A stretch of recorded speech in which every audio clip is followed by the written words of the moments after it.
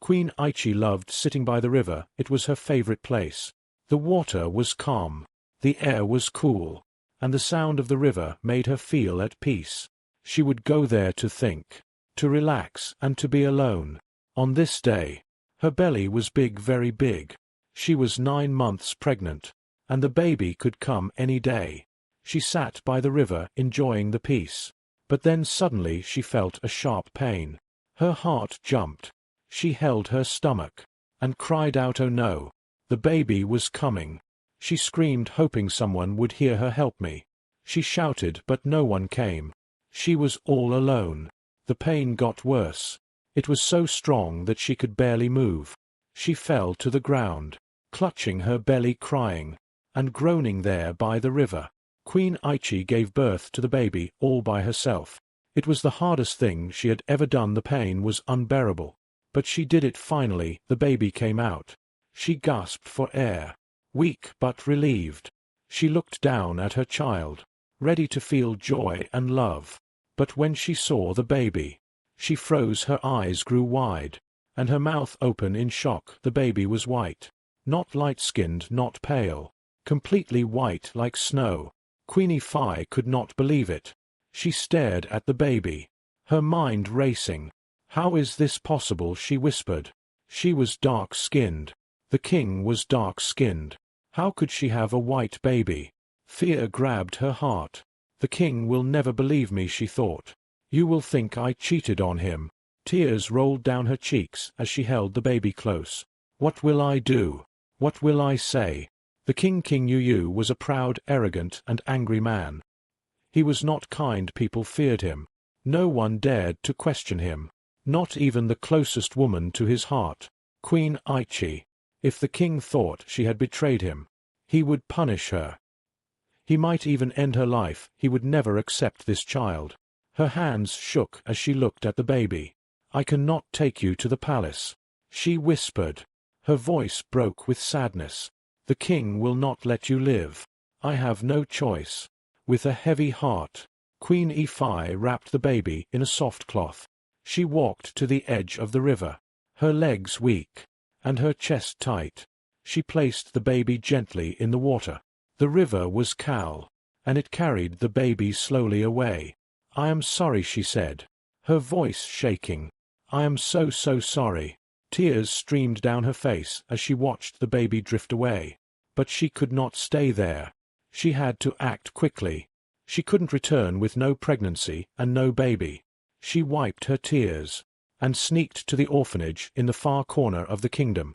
At the orphanage, an old woman greeted her. "Please," Queenie begged, "I need a baby. I will pay you anything, but you must promise never to tell anyone I was here." The old woman looked at her with kind eyes, and handed her a baby boy.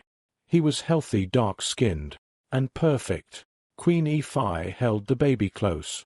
Inside with relief, she left quickly, thanking the woman and making her promise to stay silent. When Queenie F returned to the palace with the baby, there was celebration everywhere. The servants clapped and cheered. The people sang songs. The king smiled proudly. Everyone was happy. They named the baby Aranes. But Queenie Phi was not happy. She smiled for the people, and held the baby like a loving mother. But inside her heart was heavy. She could not stop thinking about the baby she had left in the river. Her secret was safe for now.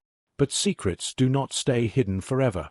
One day this secret would come back, and it would change everything. While Queen Aichi left the river, the baby she abandoned floated on. The baby cried and cried, his small voice filled with sadness. But his mother was already gone far from the river. Soon the baby began to sink, his tiny arms flailing as the water rose around him. Just then a figure appeared in the water. It was a mermaid. Her name was Queen Mary, the wise and powerful ruler of the Mermaid Kingdom. She saw the baby sinking, and rushed to save him. Her long shiny tail sparkled as she swam swiftly to the child. She lifted him up just in time. "Who would leave such a beautiful child here?" Queen Mary asked aloud. She looked around, hoping to find the baby's mother. Her eyes scanned the riverbank. But there was no one there. The baby kept crying in her arms, his small hands reaching out.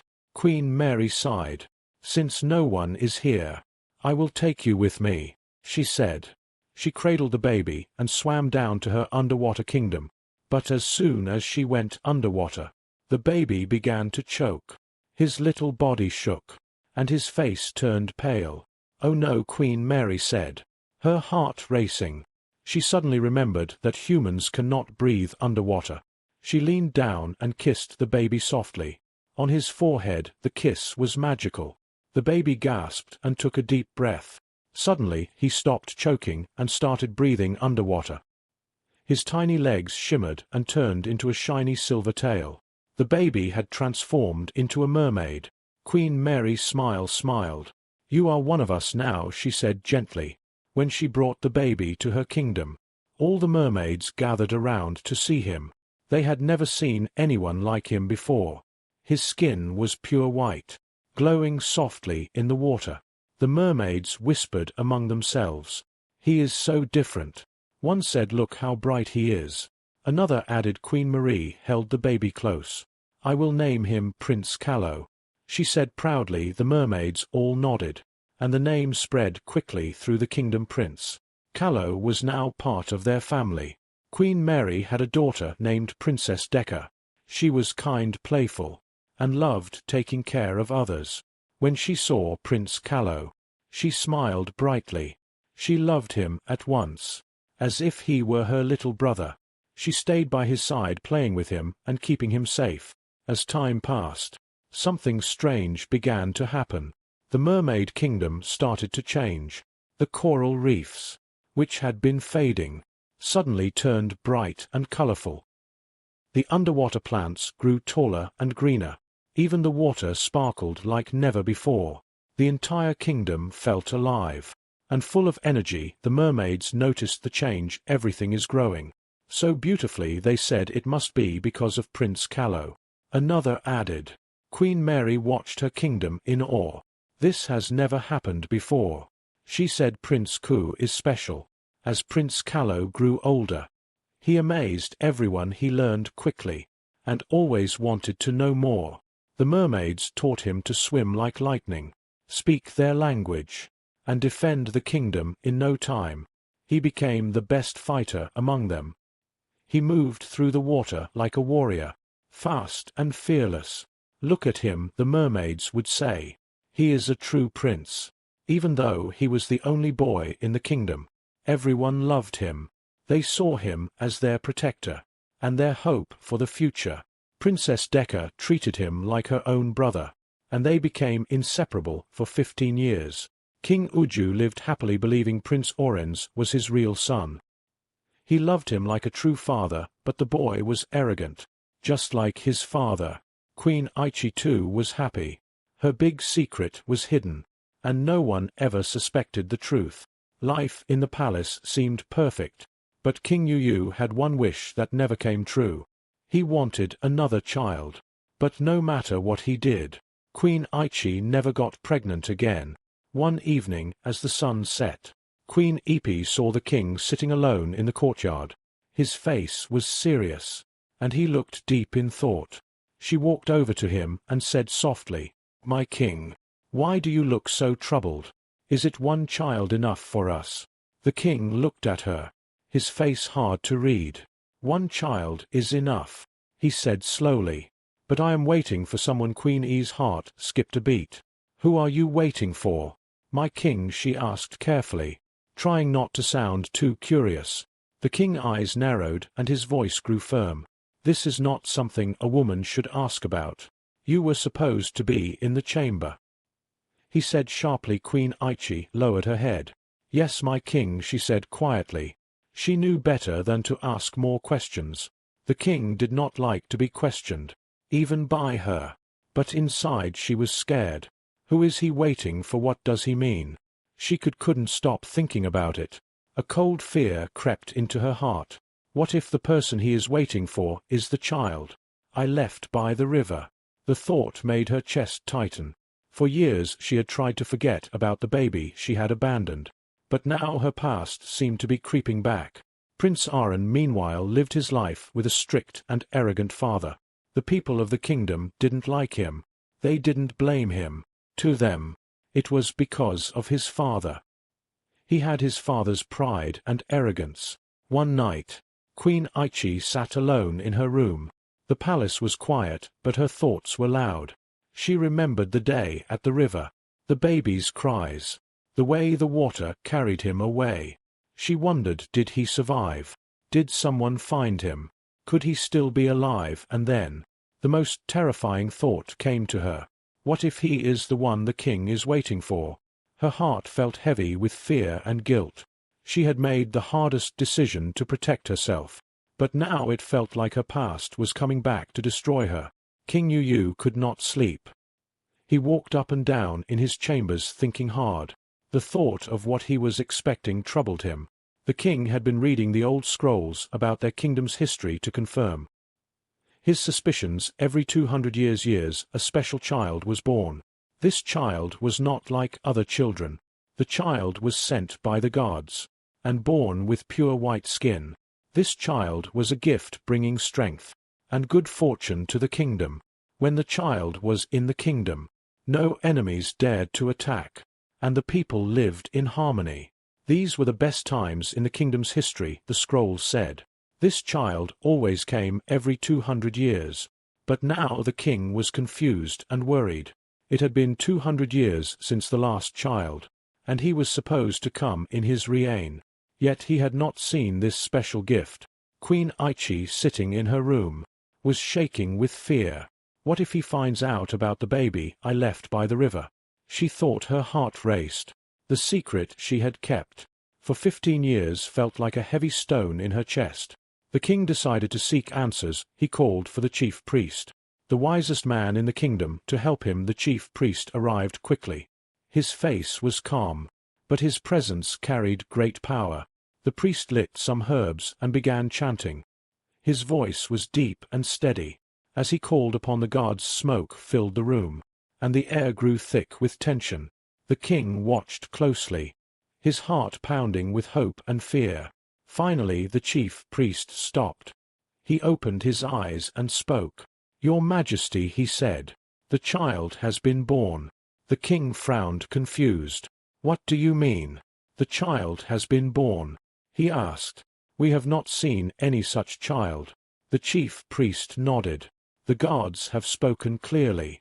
The special child has been born." The king's face grew dark with anger. "What are you saying?" he andied. "If the child is born, why is he not here with me? Where is he?" The priest lowered his voice. "Your Majesty, the gods say the child lives." The king's anger boiled over his mind, raised with thoughts. "Who has taken what is mine?" He shouted. "Who dares to keep this child from me?" The priest stood silent, letting the king's anger settle. "The gods have given their gift, but now it is up to you to find him," he said. Meanwhile, Queen Aichi sat in her chambers trembling with fear. She overheard whispers about the king's meeting with the priest. She felt the walls of her secret life closing in on her.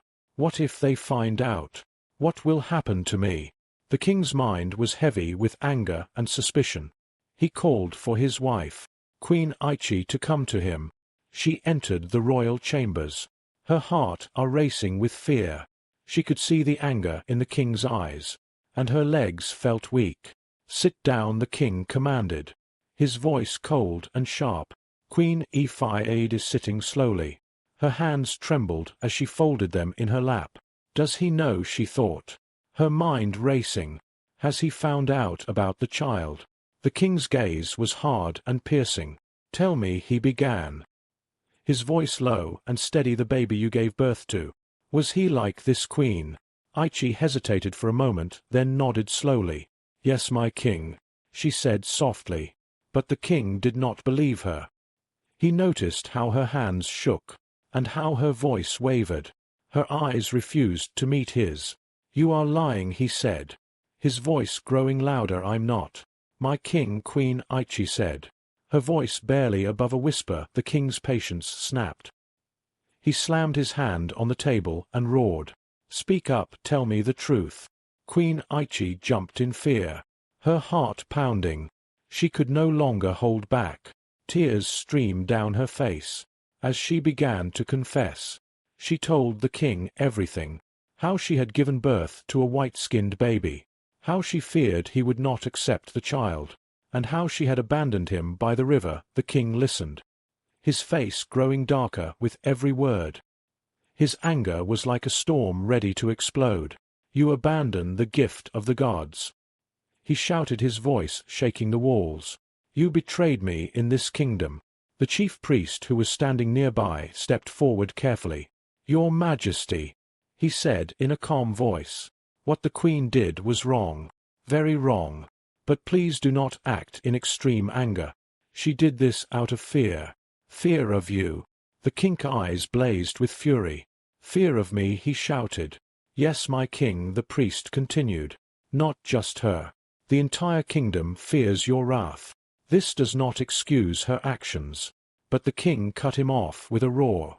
Enough, one more word from you, and you will face the same punishment as her. The chief priest stepped back, his head bowed. He did not dare to speak again. The king ordered his guards to prepare a search party. They went to the river, where Queen Aichi had abandoned the child 15 years ago. The water was calm, and the area was quiet. They searched for hours, but there was no sign of the child. How could he still be here after 15 years? The king muttered, frustration clear in his voice. The chief priest closed his eyes, trying to sense the child's presence. He is not dead, your majesty, the priest said finally. I can feel his spirit. It is strong. He must still be alive, and he might be in the underworld. I mean the mermaids. The king frowned deeply. The mermaids. Yes, my king, the priest replied. The child was taken into the water. The mermaids must have him. The king's fists clenched. He turned and stormed back to the palace with his guards, anger boiling in his chest. When they arrived, he dismissed the chief priest without another word. As for Queen Aichi, the king ordered her to be locked in the palace dungeons. Let her stay there until I decide her fate, he said coldly. The queen was dragged away, tears streaming down her face. She had lived with the secret for 15 years, but now it had all come crashing down. The king also put Prince Aaron, with his mother, in the prison. People in the palace were confused, because it wasn't the prince's fault. But nobody dared to say anything. They already knew him as a heartless king. King Uju was very angry. He called his personal advisors to discuss what to do next. The advisors entered the room slowly, fear on their faces. They all knew the king's temper. They had to choose their words carefully, because no matter what they said, the king always did what he wanted. The king sat on his throne, his hands clenched into fists.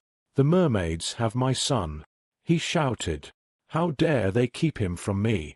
I will go to war with them if they don't return him. One of the advisors, trying to stay calm, spoke softly. Your Majesty, he said, please think about this. The mermaids saved the child. Without them, he would have been lost forever. Maybe we can ask them peacefully to return him. The king's eyes narrowed, but he nodded slowly. Fine, he said. We will ask. But they must obey me. The king grabbed a scroll and began to write. His hand moved quickly as he wrote his demands. When he finished, he read the letter aloud to the mermaids. You have my son, the prince of this kingdom. Return him to me within 3 days, or I will bring my wrath upon you, King Yu. One of the advisors stepped forward. Nervous but brave, your majesty, he said quietly. Please forgive me, but the letter sounds harsh. Maybe we should write it more kindly. So they will. The king slammed his fist on the table, making everyone jump. How dare you tell me how to write my letter? He shouted. You are my advisor. I am the king. I make the decisions. The advisor quickly bowed his head. Yes, your majesty, he said. Stepping back, the room went silent.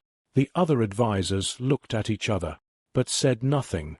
They were too afraid to speak. The king rolled up the letter and placed it in a small glass bottle. He called for his messenger. "Take this to the river, deliver it to the mermaids."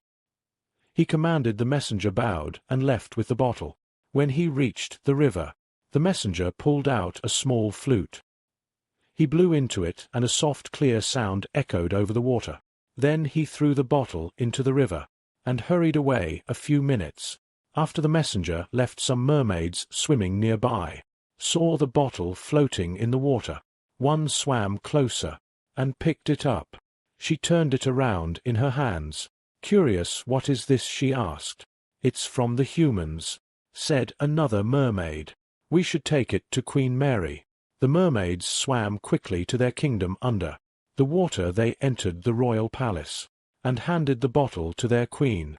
Queen Mary, the wise and strong leader of the mermaids, took the bottle, and opened it carefully. She unrolled the letter, and began to read. As she read, her face grew hard with anger. "What a proud, arrogant king," she said to herself. "He doesn't even ask for his son. He commands me. Even if he begged, I would never return. Callow." Never. Her voice echoed in the grand, sparkling hall of the mermaid palace. She stared at the letter for a moment, her anger boiling inside her. Then, with one sharp motion, she tore the letter in two. The pieces floated down through the water, drifting softly to the floor. What Queen Mary didn't know was that Callow had been watching her. He saw everything. The letter. Her anger in the moment, she ripped it apart. His heart pounded as he stepped forward slowly. "Mother Callow," said his voice, quiet but firm. Queen Mary turned quickly, surprised to see him. "Callow," she said gently, "why are you here? How long have you been watching?" "I saw everything," Callow said, his bright white skin glowing in the dim light. "Who sent that letter? What did it say?" Queen Marie took a deep breath. She swam closer to him, placing her hands gently on his shoulders. "It was from a human king," she said softly, "the king of the world above. He claims you are his son." Callow's eyes widened in shock. "His son," he said. "But that can't be true. I've never even met him. How can I be his son?" Queen Mary's expression softened, and she began to explain. 15 years ago, I found you floating on the river. You were just a tiny baby. You were crying, and you were sinking into the water. I saved you. I brought you here, and raised you as my own. Since then, you have been part of this family." Callow's heart felt heavy. "If I'm his son, why was I left in the river?" he asked, his voice shaking. "Did my real parents not want me?" Queen Mary's heart ached for him. She gently stroked his cheek. "I don't know why they left you," she said, "but I know this. You are loved here. You are my son. You are part of this family, and nothing will change that." Callow stood in silence, his thoughts swirling. He felt thankful for the life he had here. Finally, he looked up at Queen Mary and said firmly, "I don't want to go. This is my home. You are my mother." Queen Mary smiled and pulled him into a hug. "You will not go," she said. "I will not let that king take you." Just then Princess Decca swam into the hall.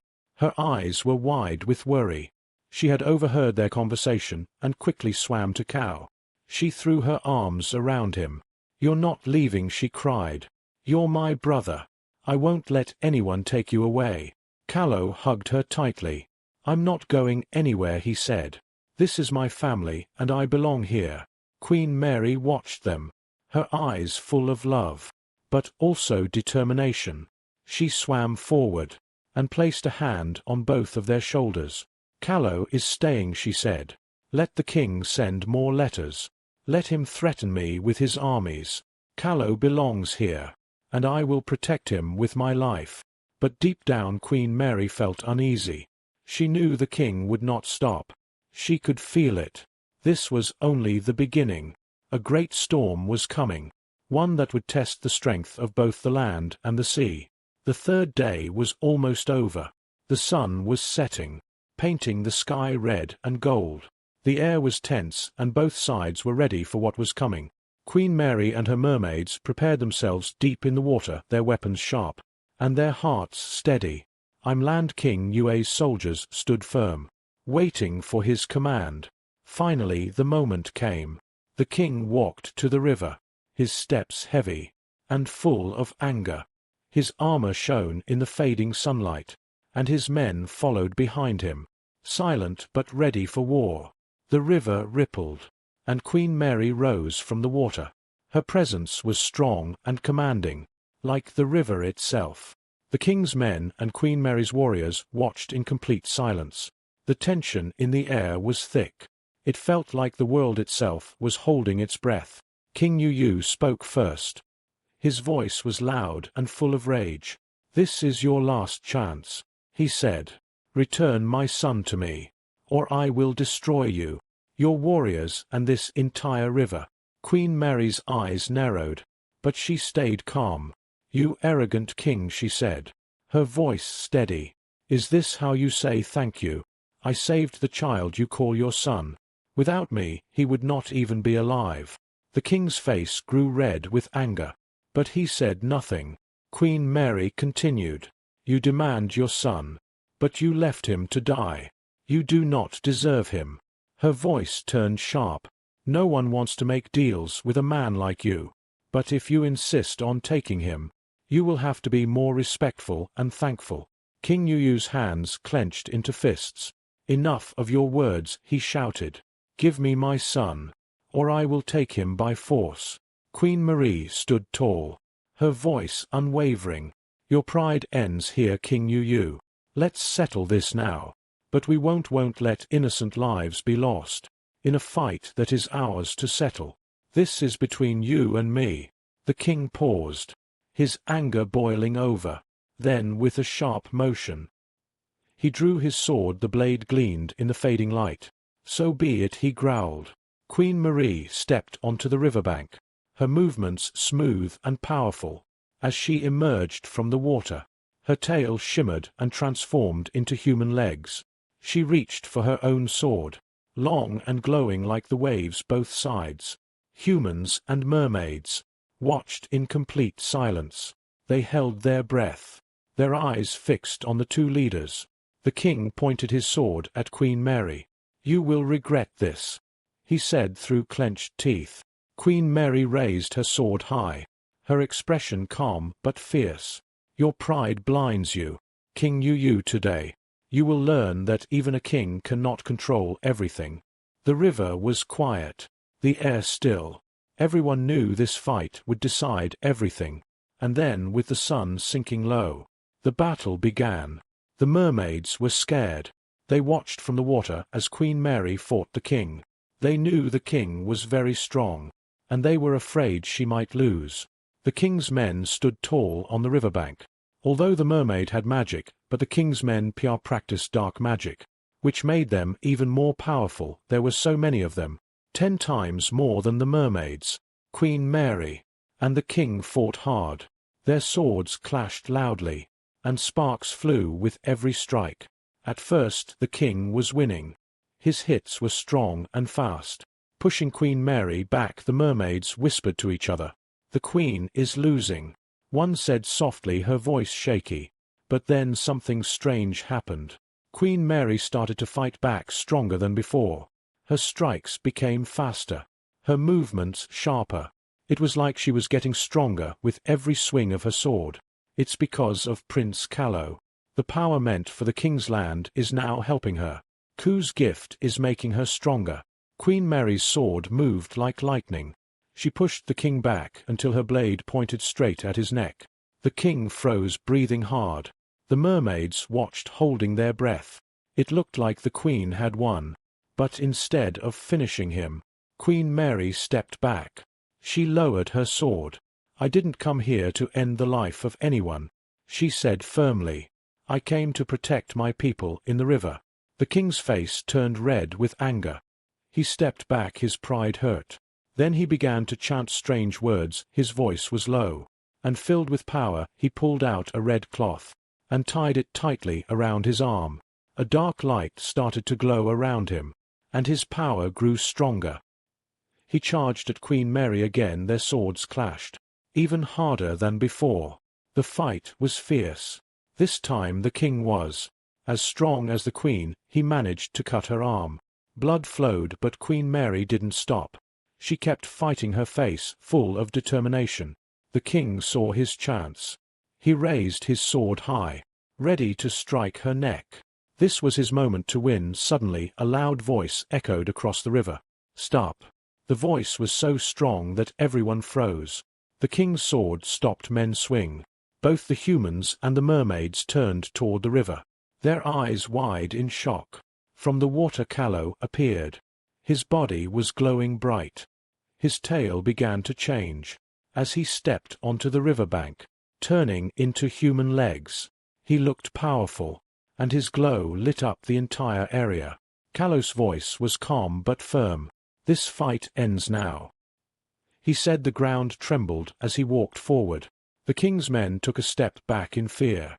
The king lowered his sword slightly.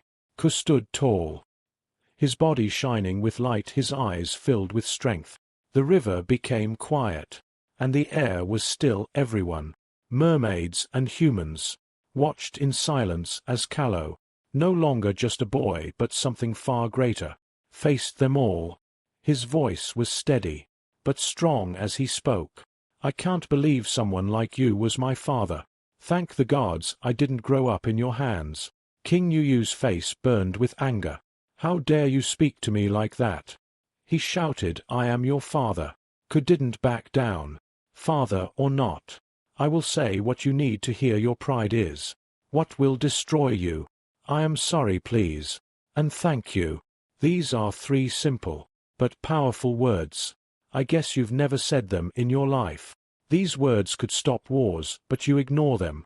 Instead you choose war, even if it means innocent people will die. The king's fists clenched tightly. "Who are you to lecture me?" he growled. "I have lived 3 times longer than you. My wisdom is beyond your understanding. Join me now, and together we will destroy these mermaids." Callow's expression grew sharp. "Not all advice from an old man is good," he said firmly. "Even fools grow old." The king's body shook with rage. "So you want to fight your own father?" he bellowed. Callow shook his head. "I am not the one fighting. The queen is." Callow turned and walked toward Queen Mary, who was lying injured on the ground. He knelt beside her and placed his glowing hands over her wounds. A bright light spread from his fingers, and the queen's injuries healed. Queen Mary stood up taller and stronger than before. Her eyes glowed with renewed power. The king's face twisted in disbelief. He raised his sword and charged at Queen Mary again. But this time she was faster and stronger. She dodged his attacks with ease, and struck back with sharp, precise blows. The king, desperate, turned to his men and shouted, "End them all. Take the lives of all mermaids, and poison the river. Leave no one alive." But something unexpected happened. The king's men didn't move. They stood still, their swords lowered. Then one by one, they dropped their weapons. The soldiers turned to Callow, bowing to him instead of the king. Their loyalty had shifted. They didn't like their king before. They had no courage to stand against him. Now that Prince Callow is present, this gave them courage. The king's eyes widened in shock. "You traitors!" he screamed. "You dare defy me!" His men said nothing. They stood behind Prince Callow. The king's anger exploded. He launched at Queen Mary, swinging his sword wildly. But she was too strong. Her blade moved like lightning, cutting through his armor and slicing his skin with ease. The king stumbled back, blood dripping from his wounds.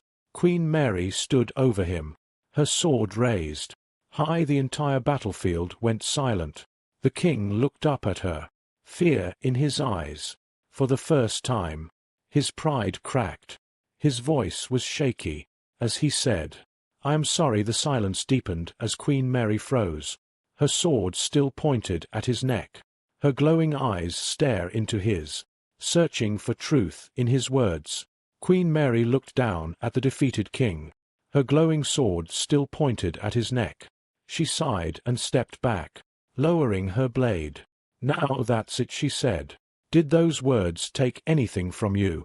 "I am sorry, it's so simple." You were lucky my blade didn't move too fast. She held out her hand and helped the king to his feet. King Yu stood there, silent and ashamed. He looked at his men, his own soldiers, and saw how they had turned against him. He thought about his actions, his pride, and how it had brought him to this moment. Slowly he realized how far his pride had taken him from the man he should have been. The king turned to everyone, the mermaids, his soldiers, even Prince Callow. He bowed his head deeply. I am sorry, he said again, his voice soft but sincere. I have been blinded by my pride. I have hurt you all.